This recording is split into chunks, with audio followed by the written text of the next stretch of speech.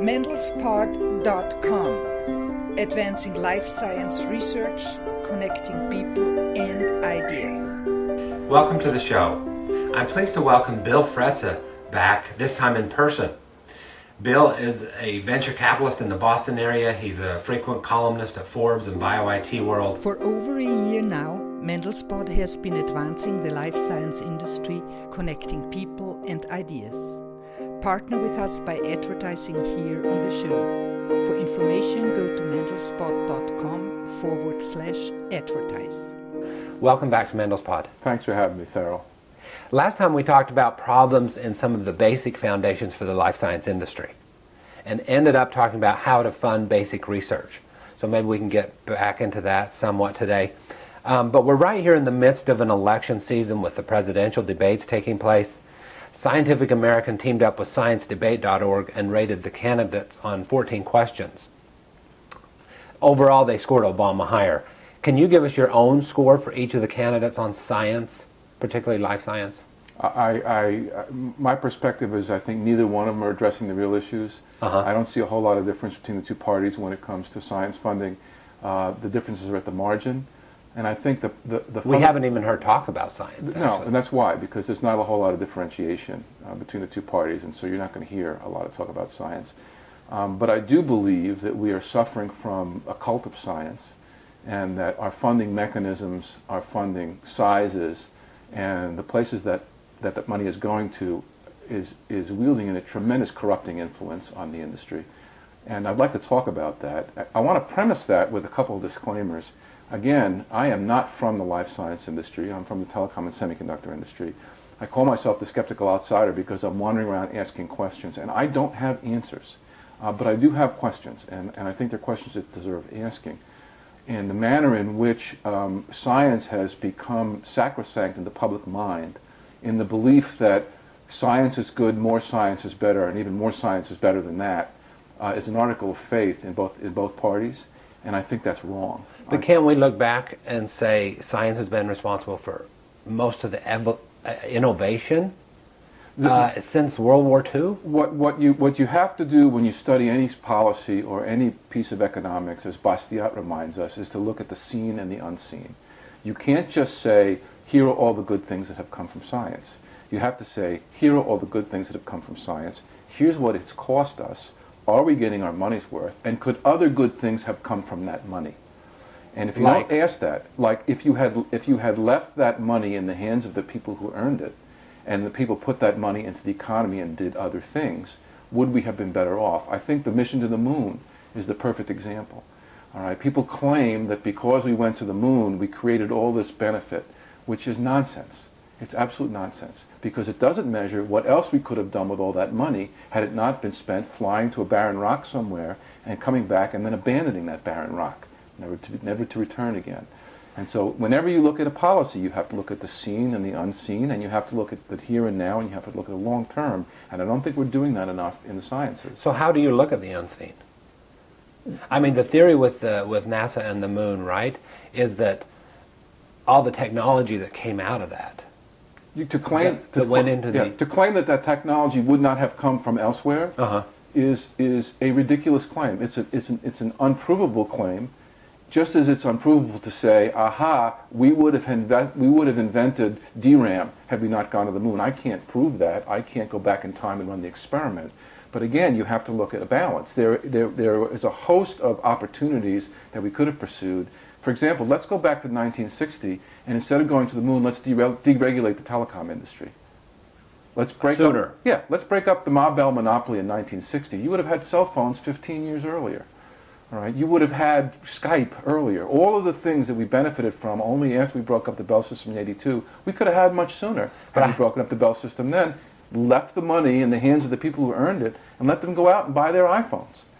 But I have to stop you there, because Skype and the basic function of the iPhone, yeah, it's a phone, but the reason people are buying it is because of the internet. So the internet is this classic example of where... I'm so glad you brought that up. Where a government-funded project, whether it's in defense or research, changed the economy for the world. And it's a myth to believe that it wouldn't have happened without the government.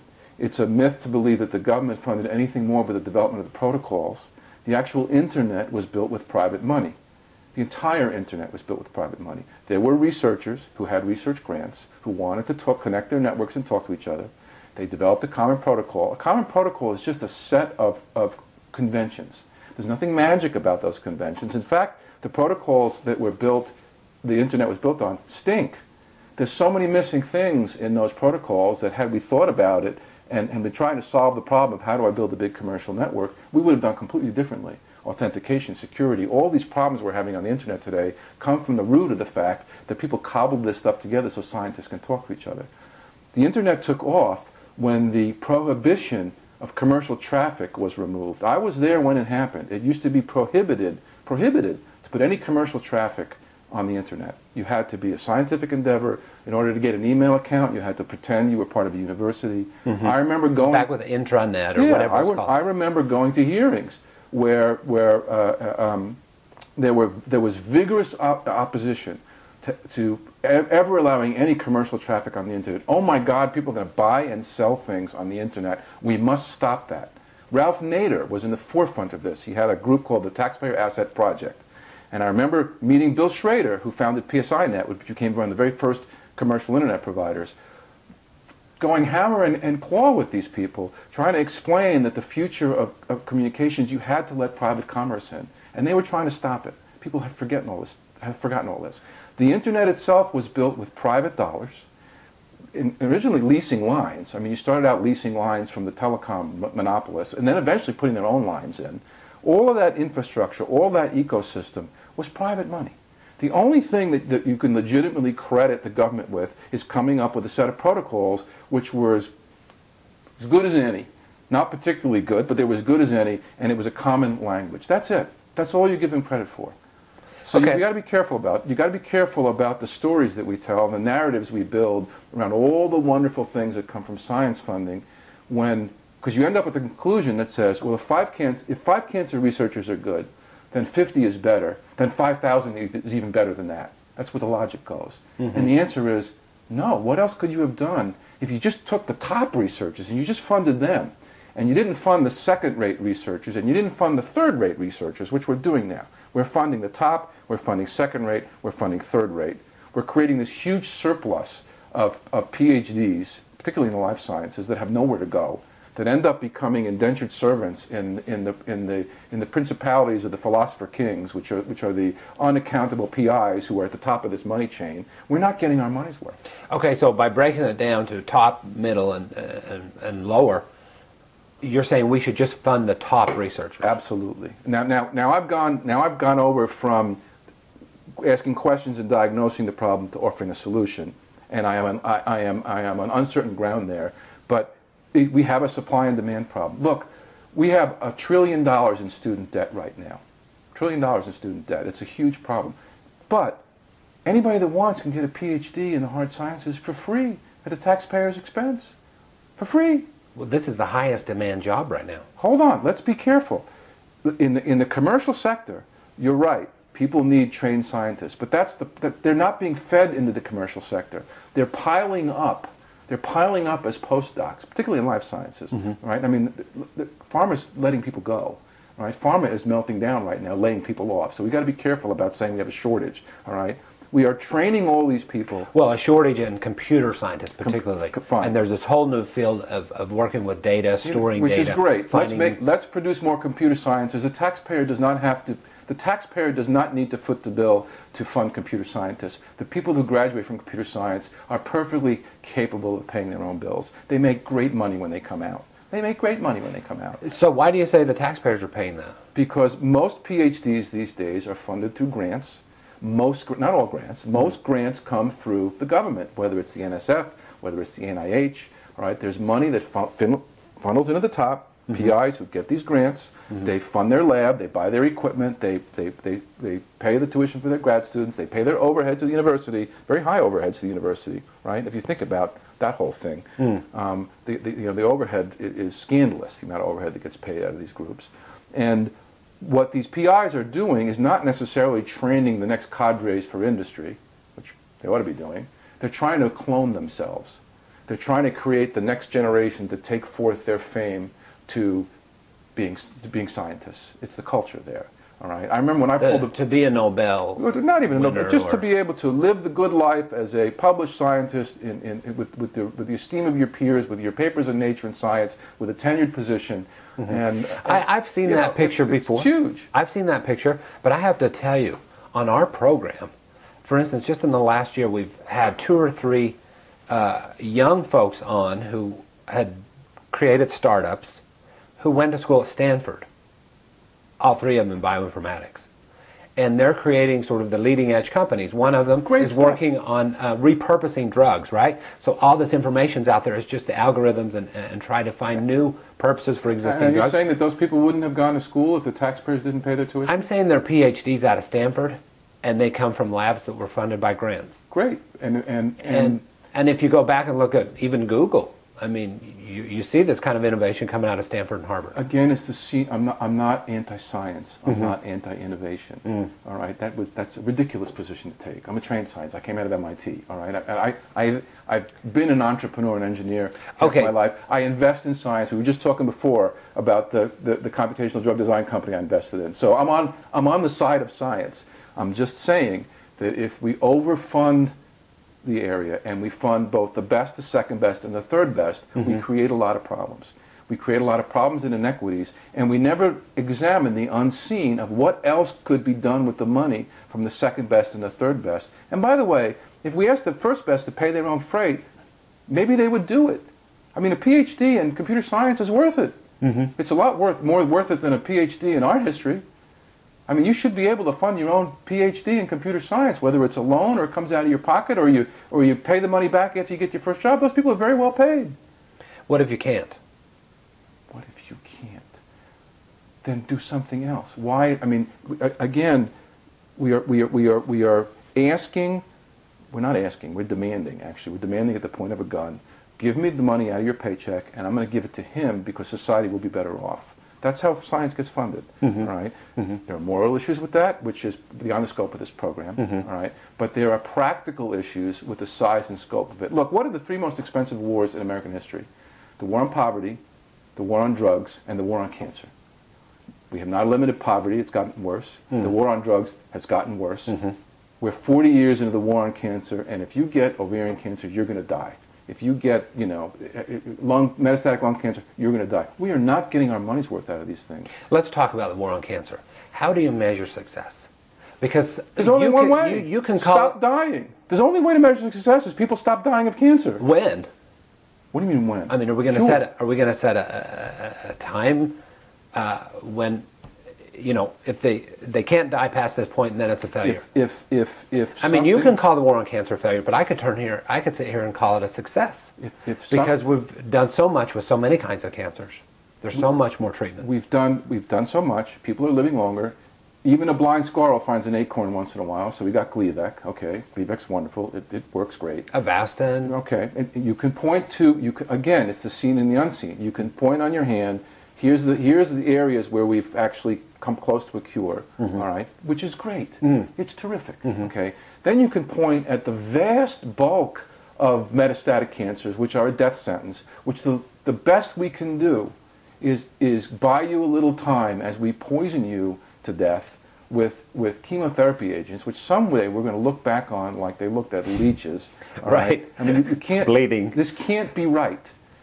Chemotherapy cannot be the answer. Yeah. And investing in the next chemotherapy agent and creating a blockbuster because it buys you a month and a half more than the last chemotherapy agent cannot be the way we get to the cure of cancer. We've got to be funding and looking at new paradigms, and we've got to let the market start figuring that out. Let the market figure it out. Because I was just going to say absolutely. Because what we're doing now is not working. It's just not working. At $100 billion of expense, look at the amount of money we're spending on the war on cancer. It's staggering. It's mind-boggling the amount of money we're spending. What better thing could you spend it on? You know what? It depends who you is. I can think a lot of better things I could spend my money on than paying a third-rate scientist to do crap science that can't be reproduced when it comes out in the journal. I can think a lot of better things to spend my money on, right? And the person who gets that money from me by selling me something, All right, he can think of better things to do with that money too. You got to be careful how you ask the question. Money doesn't come from nowhere. There's two sides to the ledger. All right, if we're going to fund third-rate science that doesn't work, that gets published in journals that's irreproducible, and we've discussed before how much of that is going on. Retractions are going way up. Oh my up. God! Look, I mean, it's unbelievable. And the reason that retractions are going up is fascinating. There's outright fraud going on now because of this pressure to, become the head of the plantation. All right. I can think of lots of better things that can be done with that money. And in fact, bad science it's worse than nothing. It's worse than nothing, because bad science actually calls into question good science, because we've polluted the literature. And when we're trying to figure out what actually works, if you're surrounded by bad science, it makes the problem harder. It makes the problem much harder. So. Okay, so you've said, you have a lot of questions. And by the way, I really appreciate you coming on and raising these questions. I mean, nobody else has done this. And they're great questions. Should we look at the funding model here? Because they're all on the dole. Everybody you talk to is on the dole. That's why no one raises these questions. Well, we talk to a lot of entrepreneurs who are funded by venture capital. Good for them. Yeah. I'm talking about the scientific establishment. Uh-huh. All right, the ones who are sitting there on the receiving end of the hundreds of billions of dollars of every year, some of whom are fantastic, of course, producing great science, and a large amount of them who are not. A large amount of them who are not. So you've said that you don't have the answers. You have these questions. How do we get closer to the answers? Is this a think tank's job? Or So one of the things that I get asked a lot, because I'm a free market advocate, is what's the free market solution to this problem? And I look at the person who asked me the question, and I said, if I told you the solution, it wouldn't be the free market solution. It'd be the Bill Frezza solution. It'd be some other guy shooting off his mouth. It would be the free market. You're giving it for free. No.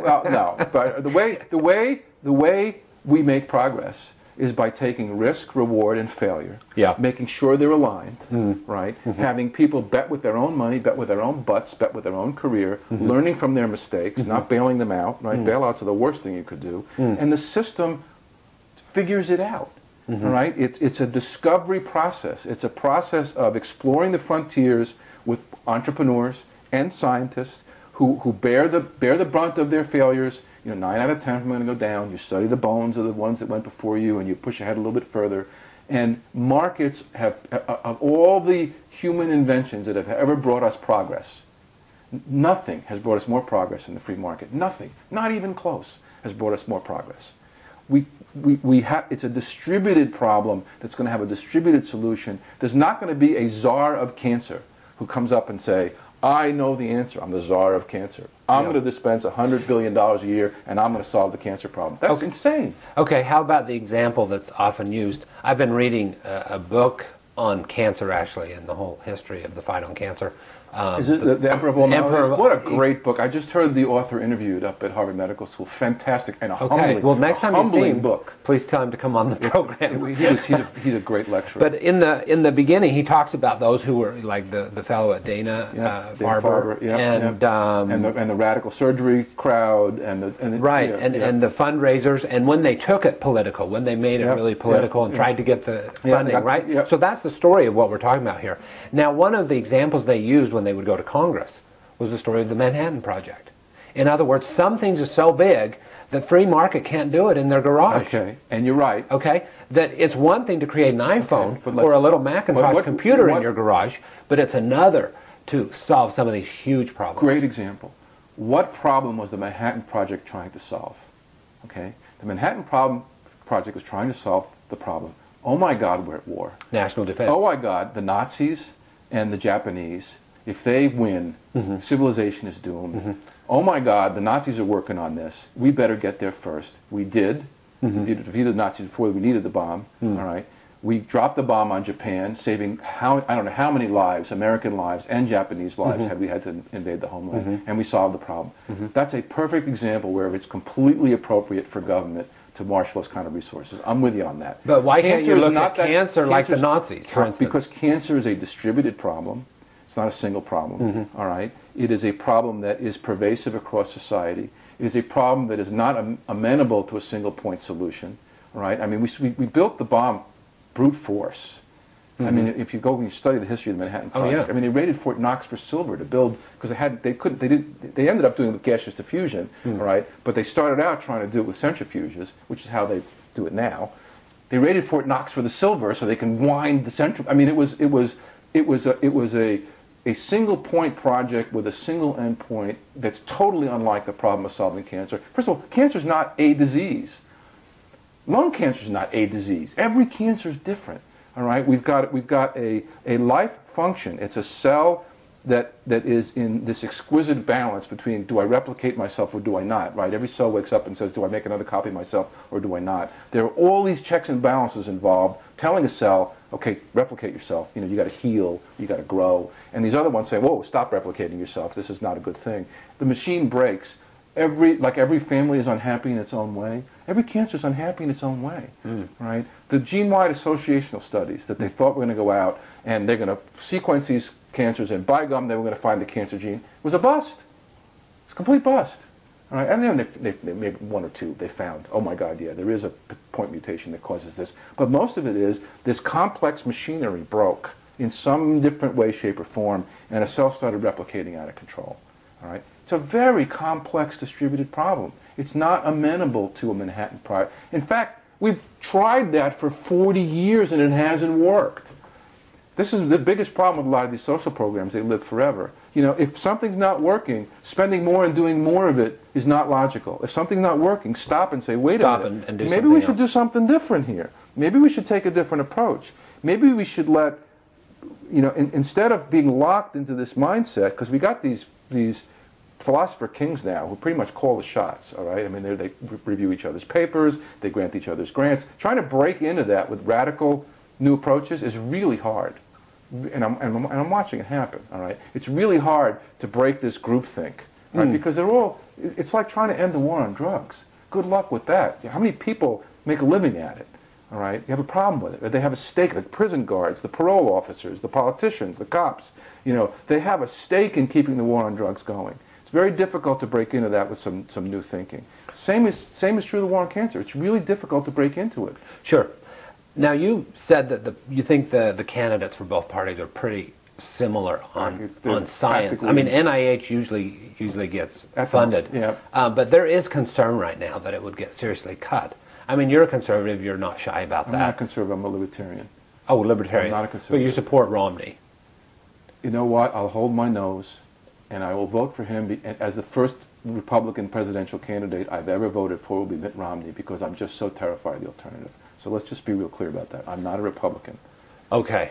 All right. Do you see, so... I don't see much difference in their science party. It's at the margin. It's really at the margin. I mean, Romney came on the other night in the second debate, at the end of it, and he says something about, I want you to know that I believe in God and this is what gives me my passion.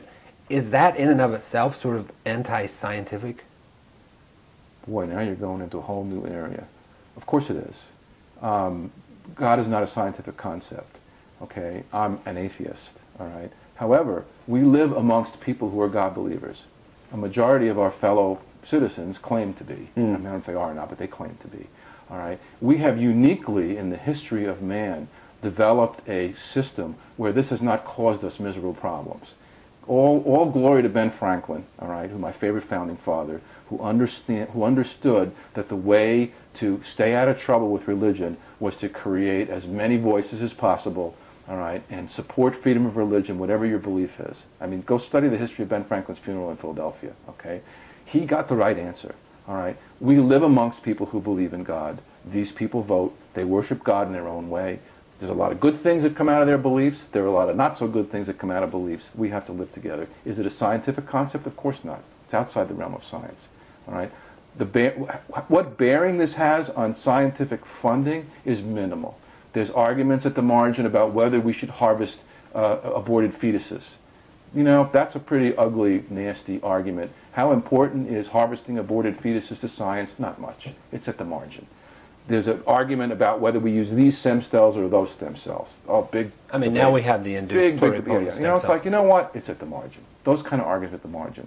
When it comes to funding the NIH and funding the NSF, there's hardly a difference between the two. In fact, all of the so-called budget cuts that the Republicans either get praised for or blamed for are not budget cuts. Paul Ryan is not recommending we cut the budget anywhere. He's recommending we slow the growth. For some reason, the press considers a reduction in the rate of growth to be a cut. So what does slow the growth mean?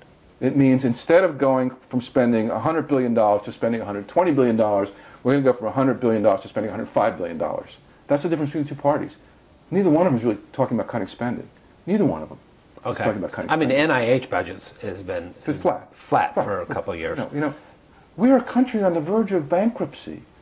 This is a luxury, all right? We can't pay our bills. We're printing money, and the Fed is buying 65% of the bonds coming out at auction right now. What is that? They are the market, right? The printing presses are running mad. The unfunded liabilities at the federal and the state and municipal level are mind-boggling and staggering, all right? We are headed toward a day of reckoning in the fiscal area, and science funding is a luxury, especially funding second and third rate scientists. I'm with you on funding first rate scientists. I'm okay with that. If we can figure out how to only fund the first rate scientists, I don't know how to do that. All right. I mean, like I said, I got questions, not answers. Yeah, that may be too good to be true. All right, and we can cut off the second and third rate scientists and leave that money in the economy so we can maybe outgrow this beast that's chasing us. I mean, that's where I would go with this discussion.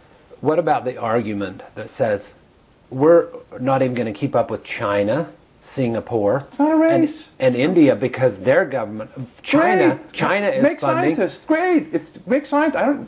How are we hurt by more Chinese scientists? That's a good thing, not a bad thing. But to follow your logic, you're going to say that program's not going to work for them because you can't do it at that level. I'm not going to dictate how China should spend its money. Okay, they're doing some really crazy things right now in how they spend their money. I mean, particularly in the clean energy area. Here are people who are dying from breathing their own exhaust. I don't know if you've been to China recently. I was in Changsha last year. You can't be outside for more than an hour without your eyes tearing, your throat, clogging up from sulfur dioxide, right? And what are these people building? They should be building scrubbers. What are they building? They're building solar cells.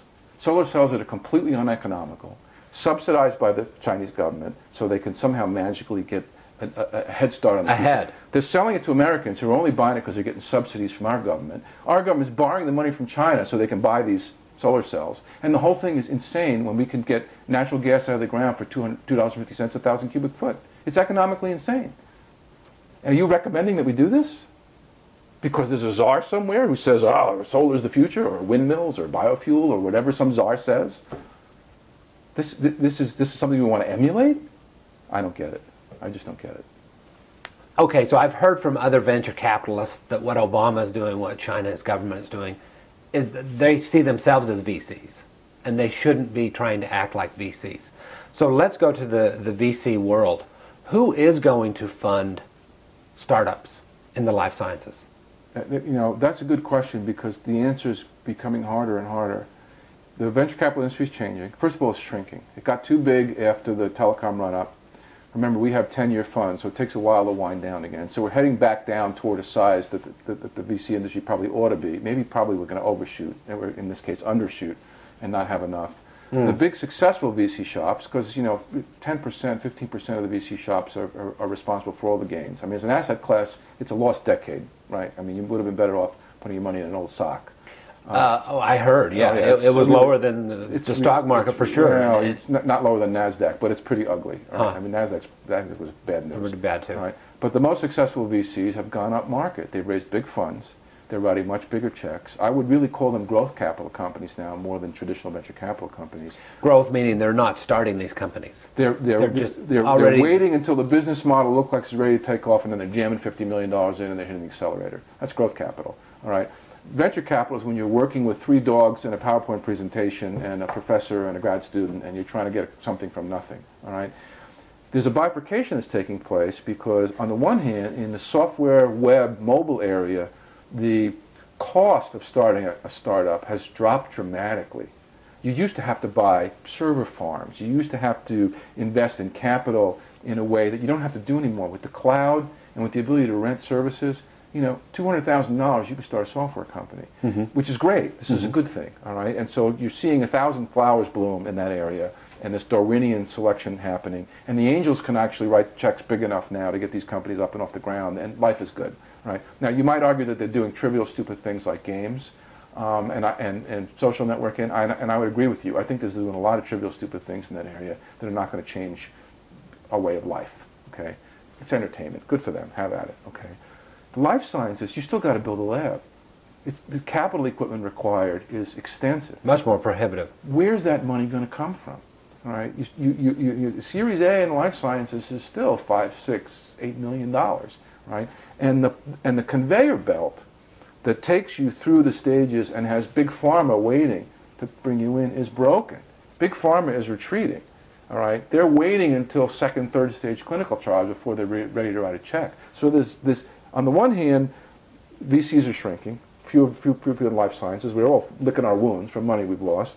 It's just as expensive as ever to make a life science startup happen.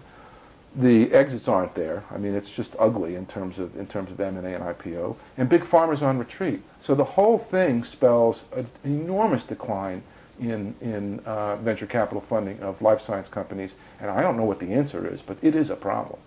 So just to flesh out the story more, our current show is with the CEO of Gen 9. Now, Gen 9 is a startup focused on gene synthesis.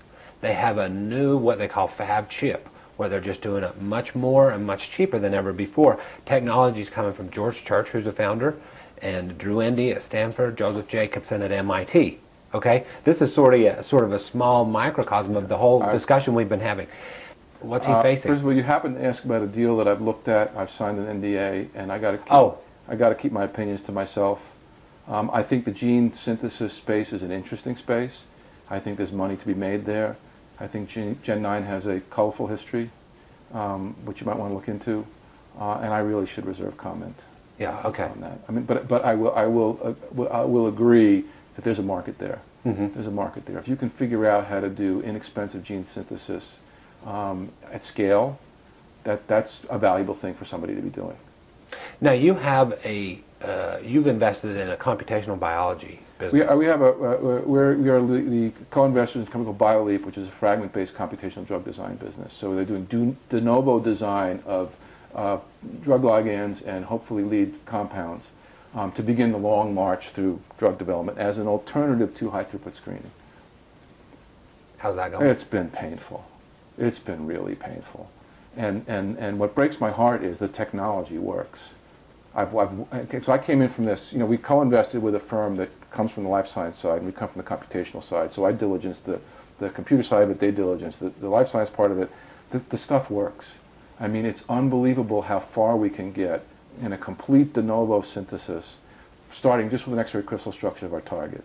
We have a PCSK9 molecule right now, which looks very promising. This is the new way of controlling cholesterol. All right? And the industry has validated the target. They're actually in trials with not with small molecules. They're in trials with proteins. So it's an injectable protein. You can imagine how that narrows the market down. Who the heck wants to take a shot to control the cholesterol? More and more people. Well, particularly if you have that familial hypo, where you die when you're 29. So that's the disease indication. It's an orphan drug status, and that makes sense. I would rather take an injection every day than die when I'm 29. But as the next Lipitor, it's got to be a small molecule. It's going to be the next Lipitor. We think we got something. I can't tell you the struggle right now that we're going through, trying to keep the company financed. I mean, we're in the midst of it, so I can't give you details. We've got pharma that's interested, but they look at computational drug design, and their attitude is, we've seen it before, it didn't work, it's probably not working now. That's the mindset. Things have changed a little bit in the computer industry in the last 10 years, last 5 years, last 3 years, last 2 years. We've made a little progress here. Right? Yeah. We can solve problems we couldn't solve before. But the mindset is, been there, done that. Go away and come back when you, right now they're telling us, go away and come back when you have white powder. So that's what we're doing, right? Go bring me the broomstick of the Wicked Witch of the West, and we're trying to get our white powder. What scares me is we come back with the white powder, and they go, well, go away and come back after you stuck it in a mouse.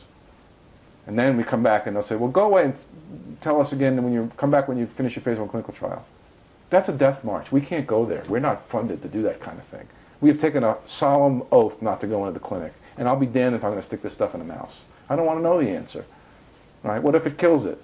I mean, from a business model perspective. Right. Right. So I'm not from a risk profile. I'll get you a compound right, with all the properties you want, that's every bit as good, if not a whole lot better than the stuff you're going to get thrown spaghetti at the wall with high throughput screening. I'll do it in a fraction of the cost and a fraction of the time. That's all I'm willing to finance. And I'll do 6 of them a year, right? We can crank these things out like nobody's business, right? We got Renin, we got Rec A, we got HSP 90, I can't even pronounce all these silly things, all right? We got this little internal program, but we're this tiny little company. We got to hand the baton off at some point, right? The process of handing the baton off to the next guy who's got nothing else to show for it. I mean, they spent $500 million on PCSK9. They got nothing to show for it. Is agony. It's just agony. Do I want to do another one of these? Absolutely not. Okay, well, we're sufficiently depressed, so we can end things there and go have some spaghetti. But thank you very much for getting into these bigger issues, the political issues. Look, I hope I can get people to think. You know, I mean, a good portion of what I'm saying is wrong. They got to go figure out which portion is wrong. But if we got to change the way we think about some of these problems. Just throwing more money at it can't be the right answer. Bill Frezza is a venture capitalist in the Boston area. He's also a regular columnist at Forbes. He writes The Skeptical Outsider at Bio-IT World. Thanks for joining us. Thanks. For over a year now, Mendelspod has been advancing the life science industry, connecting people and ideas. Partner with us by advertising here on the show. For information, go to mendelspod.com/advertise.